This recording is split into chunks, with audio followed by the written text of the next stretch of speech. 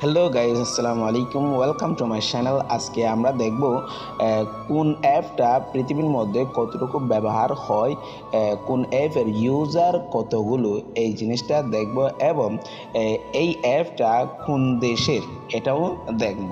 তাহলে চলো শুরু করা যাক।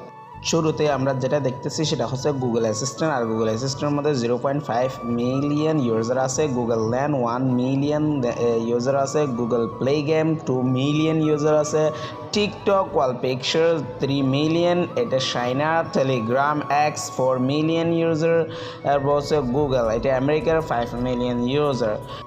ডিউলিঙ্গো এটার মধ্যে 10 মিলিয়ন ইউজার, এটা আমেরিকার। ইনশট 15 মিলিয়ন ইউজার, চায়নার। B612 20 মিলিয়ন ইউজার, কোরিয়ার। পুনপি 25 মিলিয়ন, আমেরিকার। ইউটিউব কিড 30 মিলিয়ন, আমেরিকার। হটস্টার 45 মিলিয়ন, ইন্ডিয়ার।